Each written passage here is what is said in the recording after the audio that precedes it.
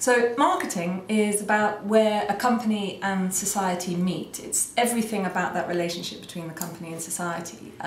So it's not just about advertising, which is awareness raising in its generalised form. That's only one of the ways in what we call the promotion mix. It's one of the ways in which you can get your message out and communicate with people. And promotions is only one part of at least 7 areas where marketing has a lot of influence. So it's not just about that. And it's not just about selling. And a lot of people equate marketing with selling. Selling is a part of marketing, but sometimes for a fair few companies, selling is the main approach to marketing, and that's where people sometimes misconstrue that. But actually selling, if you start with the selling approach, then that's pretty much a disaster in terms of marketing, because what you're doing is you're putting the company at the heart of all innovation rather than putting the customer at the heart of everything you do. And in fact, to summarise some of those different ways of thinking about marketing, you could say, and some have said, such as Kotler, that we've been through sort of 2 big phases of marketing. Now, they're not stages in the terms of one started and stopped and the other one then started. In fact, all of these different approaches are still visible today in all firms. But what he said and what they talked about was that you started with an era very much of make and sell. So very much started, or you could almost say it was a pre-marketing era, but has transcended all the way through, where really the focus is what can we make, what does manufacturing and production allow us to make, and then try and work out how you can get that to some kind of market that can therefore bring value back into the firm. And that's a sort of what we call make and sell. And then you have the dawn of the marketing era, really, and what's known as the marketing concept, which is really a whole business philosophy. And that's about seeing the business as being everything about what a business does, being focused on the customer, and the customer driving everything that happens in the business. And that's been termed a sense and respond era. So what the company's really doing is sensing what customers want, and then trying to deliver on those wants and needs. And that's very much connected to a neoclassical economic view of individuals and of the firm. And so in that respect, companies are not really supposed to care very much or do very much to influence what customers want. It's more about trying to understand them and then deliver on that, because that's the way that the free market is most efficient. Of course, we know that actually in pretty much all our experiences and in all marketers' experiences, mostly companies are trying to go beyond that. They're trying to persuade customers to change their preferences in order to meet what the company is selling. So you really have, it's very hard to find a company that's really doing pure sense and respond. And you find many, many companies that are doing make and sell. Some necessarily because they're asset driven, like cruise liners. They have a big asset and they have to fill those, but sometimes just because that's a philosophy that's driven, and certainly short-termism drives that kind of philosophy. However, basically we in the last few decades have been moving towards what you could see as a new philosophy of marketing. It's one that I believe is critical for marketing, and what I term this as guide and co-create for sustainability. And this is an era where marketing recognises its leadership role, and that's really important, because although we have persuasion and we have companies trying to persuade people to do things, at the same time marketing as a whole tends to shy away from admitting any kind of real leadership of society. And feels safer saying that actually, everyone is really aware of what they're doing and it's just a game, and that actually they're not really changing anything about what people really want or require, which of course is not true, and there's much to suggest that actually, if you look at a large range of literature that we don't have time to talk about today, actually marketing through the symbolic messages it gives changes a lot about who we are, and overall, and this is made of many, many small marketing acts, changes overall, has a big change in society by reinforcing who we are and what we value, and changing who we are and what we value. So Guide and Co-Create, this new philosophy, has a formal recognition of that. And it recognises that it can only really properly lead in the way that, if it recognises that leadership, then it says, well, how do we lead? And how do we know that we're leading in the right direction? And what is that right direction? And really, the only real way to do that is hand in hand with customers and with an understanding of the bigger picture and the longer term picture in terms of sustainability. And so by being able to do that, companies can move towards a future of constrained resources. We're in and always have been in a system of constrained resources, but through the pressures on sustainability, that's becoming even harder, can move towards that space in a way that companies can use those resources in the most efficient way that replenishes those resources, but that maximizes well-being for everyone in society through the offerings that companies provide. Now, knowing what that looks like can only be done through a very, very close relationship with customers, and through a real understanding of those constraints as they might come into the future. So, because what we want and what we and how we fulfill our needs is very subjective. And marketing has a big role to play through that leadership I talked about in terms of helping us to feel good and to fulfill our needs through what we consume. And those constrained resources, what's another part of Guide and Co-Create for sustainability, is starting to have a different view of the firm, and it's something I'll talk about in a second. But it really is about seeing the firm as a way that takes resources, a wide range of resources, and what the International Integrated Reporting Framework draws on capitals models to say that there are a number of capitals that a company draws on in order to create value for society, from human, social and relational, intellectual, natural, financial and manufactured. And at the moment, mostly financial is what's focused on, it's what's reported on. So that's an important shift to a more resource-based view of the firm.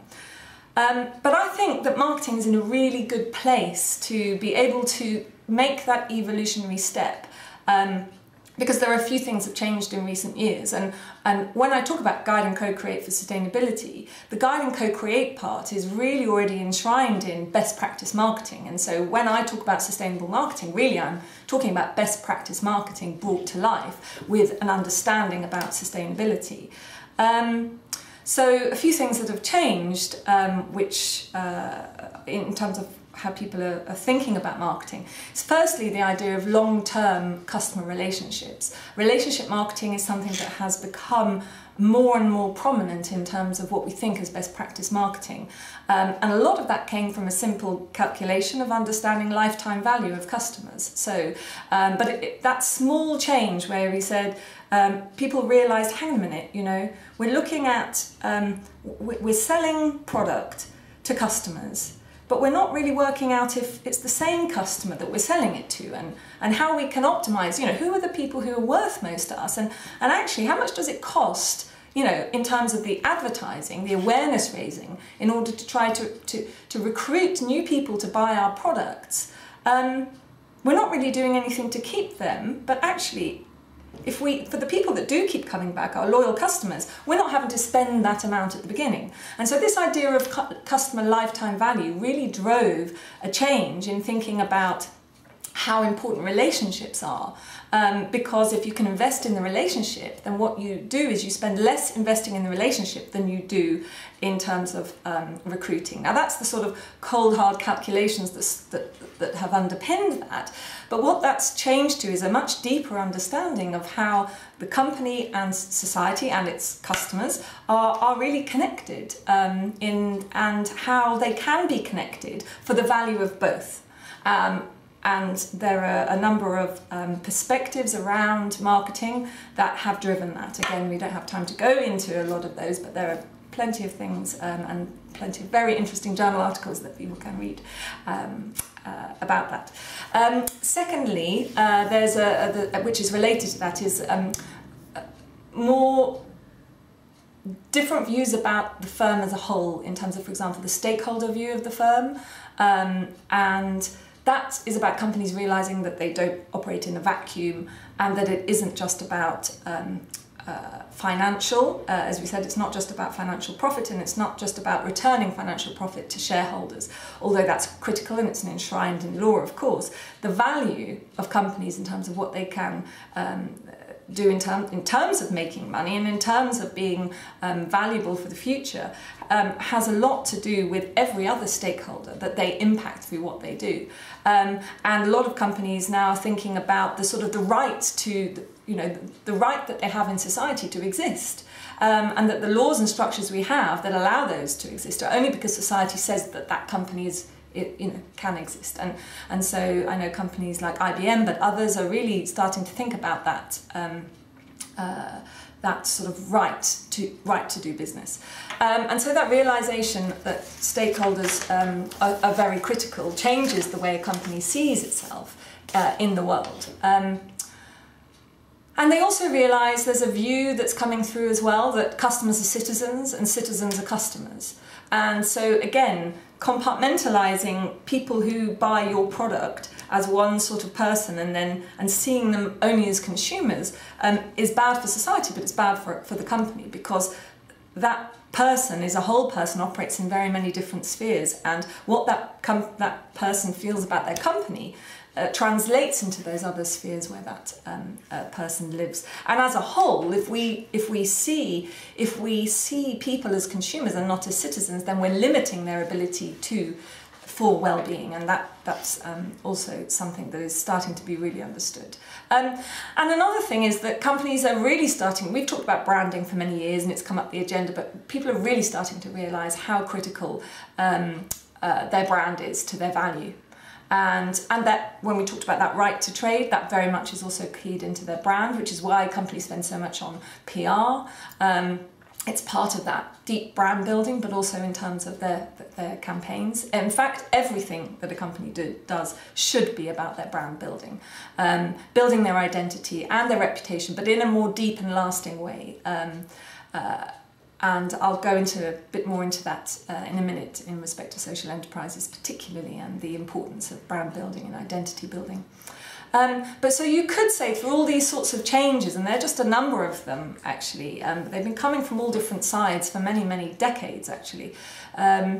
What you can see is that marketing has grown up quite a lot, and you could say it's starting to make that journey as, sort of Paul Shepherd terms, from being an independent youth to more of an interdependent-minded adult.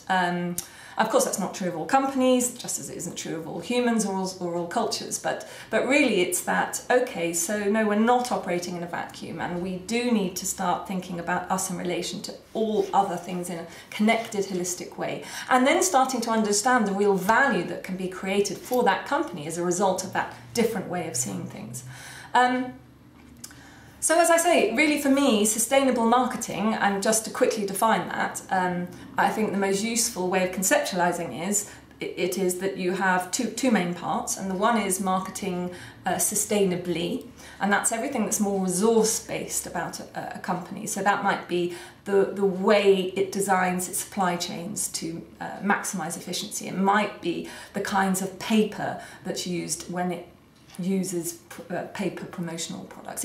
It's everything that's mostly resource-based. That's marketing sustainably. Whereas marketing sustainability,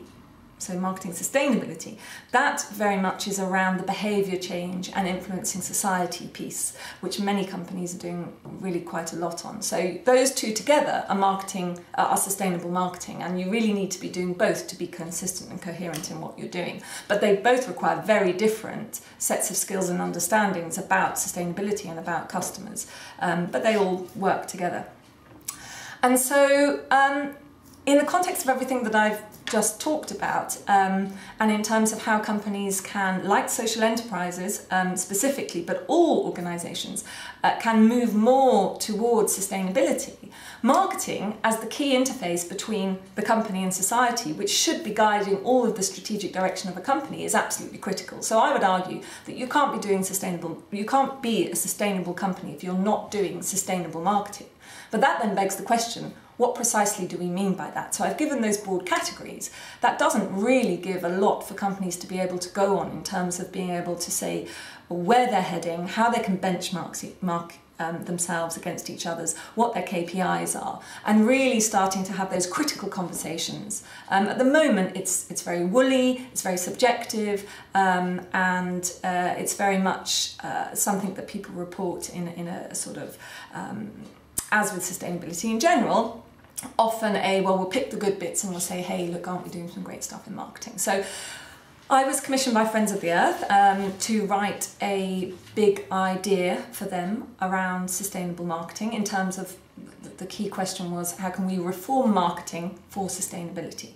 And so I've been working for at least a year on this project with some colleagues that I brought on board. We worked together on this, and what we outline in this report, which is due to be published this month at the ISSR conference, which I recommend everyone goes to. And what we're doing, what we're outlined is a standard, really, a framework for evolved marketing. So it's a way of trying to standardise and codify the 6 foundations, what we say are 6 foundations for the framework of evolved marketing. Now, we offer this as a starting point of the conversation. We're not saying that those are the exclusive 6, but we want to start the conversation to say, if these are not the 6, then what should they be? And then, critically, once those foundations are agreed upon by marketing as a whole, then we can start to say, okay, so what are the key, what might progress look like in these? And we suggest using a maturity framework. One of our authors, David Jackman, used to be the head of ethics at the Financial Services Authority. He's a standards guru, and one of his key areas is that you can't create change by getting people to tick boxes, because it doesn't create the culture change that standards are there to do. What you have to do is you have to ask the right questions to the right people, so that people can move towards a changed sense of purpose and direction. And so that's what we've offered, and I'll just outline briefly the 6 foundations that we believe that there are. Firstly is pursuing a relentless focus on understanding real primary needs through offerings that are environmentally, socially and economically sustainable. So by that, we're talking about the fact that many people have established that there are universal needs that as a human being you need, you have, i.e. taxonomy. So Max Neef's the most famous. Maslow is the most famous, but Max Neef has created a similar taxonomy that's not hierarchical, and what that says is that if you are human, you need to meet these needs like relaxation, participation, love, etc., etc. However, how you meet those is completely culturally subjective, and the well-being that you have in society is how well people can meet those needs through everything that they do, and that includes what they consume. So if marketers are focusing on those underlying needs as the starting point of innovation, then they are in a good position to be able to maximise the well-being of society, of customers, in the longer term through the constrained resources. However, if you start from the point of saying, well, what do people want?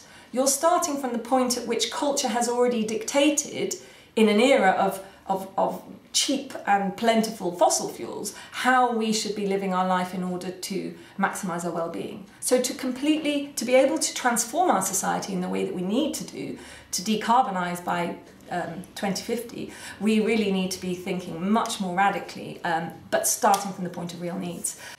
So secondly, the second foundation is that marketing needs to acknowledge its critical leadership role in society, which is something that I talked about earlier. Thirdly, marketing needs to recognise and build upon relationships, again something I talked about earlier, and many companies would say they're doing that, but this is about really taking it to a deep level, a really deep level of relationships, and how can you say that you're doing it, and how can you prove and measure that.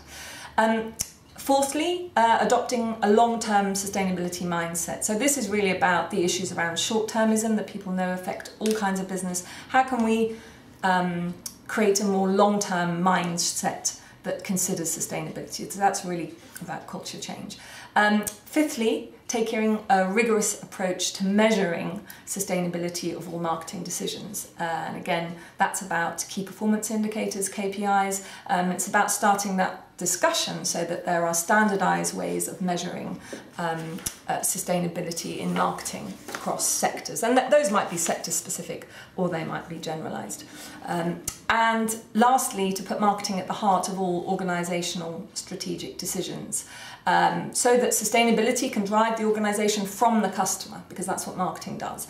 But at the moment, in many cases, marketing is a sort of a function on the side, so that really needs to be brought into the boardroom. So in summary, and this is something Kotler and colleagues said back in 1969, marketing can be one of two things. It can be a sort of way to dupe customers into buying the next thing that they don't need. Or alternatively, it can be about efficiently serving society's needs for the long term through deep and lasting relationships. And really, and that was Kotler's idea of societal marketing, that's really what at the heart of what sustainable marketing is. And what is for sure is that if marketing is not at the heart of doing that, then you have a very, very strong force out there continually supporting unsustainability, which is something we certainly cannot have. So I think marketers can be at the heart of the change. So I really feel that social enterprises should be the driving force of sustainable marketing, and really I would love to see social enterprises at the cutting edge of implementing and working out the details around a framework for evolved marketing. Because at their heart, social enterprises formalise and develop the idea that what is good for business is good for society. It's that coming together of that shared value, and that's what social enterprises for me are really about. Of course, you know, in an ideal scenario, you wouldn't have social enterprises, because if businesses really truly embraced a multi-purpose model where profit was only one of the ways in which you judge business outcome, along with all the other transformation of capitals, then business would be operating as social enterprises. But while business puts profit as above and beyond everything else, rather than a means to be able to deliver other value, then we desperately need social enterprises to be there and to show the way about how this can be done. Really, I feel that is social enterprises' underlying USP, in that they do show how business can be a force for maximising well-being of society through the scarce resources that we have. While businesses are not doing it, that's what social enterprise is doing. And no matter how social enterprises are positioning themselves in terms of cost, quality, or any other factor, because of course there are hundreds and thousands and millions of social enterprises operating in all kinds of market positionings. The one thing that needs to hold on to is that identity about making the world a better place, and to grow that identity, and importantly to create amazing stories around that through the conversations that it has with customers and potential customers and society as a whole, and get that story heard. The majority of social enterprises are small businesses, and many small businesses, not just social enterprises, I really feel are often lacking in their branding. And as I said earlier, branding is absolutely critical. And by what I mean by small businesses lacking in branding is that that business may kind of know who it is, or someone or one or two people in that business may kind of know who they are and what the focus is, but it's often implicit and not explicit, or perhaps it's felt like it's explicit, but actually from a customer perspective and societal perspective it isn't explicit. And often when you're so close to a cause, you forget and you believe in it, it's very easy not to make that passion explicit. We forget as individuals as well as in business to package up what we believe into something that the business can agree on and which can be continuously communicated both internally and externally. And that is about having a strong brand, is about doing that. It's about being able to understand the identity of a business and therefore be able to trust and have a relationship with it. Because social enterprises are just like larger and more complex individuals, and as humans, and you know, an interaction is only ever ultimately at the level of a human to a human, even with these other structures that we have. And as humans, if we don't know who that someone is, be it a business or anyone, we can't tell people. And if we don't tell people, then they feel like they don't know us, and that they feel that they're not close to us. And then they won't trust us, and they won't want to spend time with us. If we're inconsistent in our message, or we don't take the time to explain the small things, you know, what was our day like? How did this experience change us? Then we lose the basis of trust and connection. And all those principles that you can apply to an individual and another individual, or another individual and a group, because those group relationships, that social identity is also very critical. Then if you can't do that, then you've lost the basis of your relationship. And I think one of the main reasons for business failure is the dehumanization of us, of individuals within businesses, and of how businesses present themselves. And so we all need to act more human, really, in order to be able to do excellent business. And that's where I think social enterprises have a particular role that they can play. So I was involved in helping set up Bread and Roses, which is Plymouth's key social enterprise entertainment venue. I'm sure many of you have experienced what a lovely place that is. When we started that, we talked a lot about bringing the story and the identity of the place to life. And much of those plans have been implemented. I have to say I was only involved very much at the beginning, and many people have put a lot more work into it than I have. But it was very much about bringing the story to life, and how do we do that? And anyone that's been in there, I'm sure, can see those different stories. But I'm just going to bring out a few of them so it makes it clearer what I'm talking about in terms of how social enterprises can really make the most of what they are. And of course it would be different, very different for every single business. But for example, in Bread and Roses, one of the key aspects of the identity was inclusivity. So not judging people, but proactively trying to engage people of all different backgrounds. So ways in which that's manifested, that brand identity is manifested is, for example, through hosting a wide range of community meetings of various different groups of people who might not normally drink in the same place and might not necessarily get on, but the idea is that everyone is allowed a space and a place to express themselves. And that's related to the second part of the identity, which is expression. And very much you can see art is integrated into everything. The consistently intriguing posters that you see on the side of the window, even for really very small things. And if you go in there, you can see the way that sort of expression comes out. And then doing things differently. And you can see these all are related because you have to have parts of your identity that make a coherent sense, really. So doing things differently, not stocking the usual brands, actively not stocking them, keeping prices as low as they can be, or stocking less ethically perfect brands sometimes, or alternatives, so that price accessibility can be maintained. That's connected very much to the inclusivity part, because if you try and do everything as absolutely ethical as you can, then in order to be able to profitably run a business, you lose the risk of actually alienating large parts of society that can't engage. So it's getting that balance, and obviously in social enterprises that's always a challenge. That's also connected to being environmentally responsible, which is right at the heart of it. So trying to go for organic fair trade wherever possible, or local, and being socially responsible, which connects with fair trade, but also subsidising, for example, a refugee football club. So those are some of the ways in which the brand identity of Bread and Roses is expressed.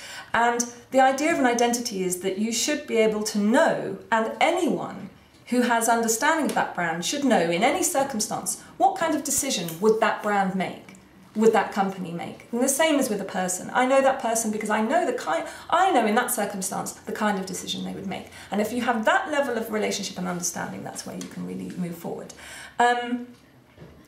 So it's really about being connected to the social purpose, but bringing it out through an integrated marketing strategy in everything that you do.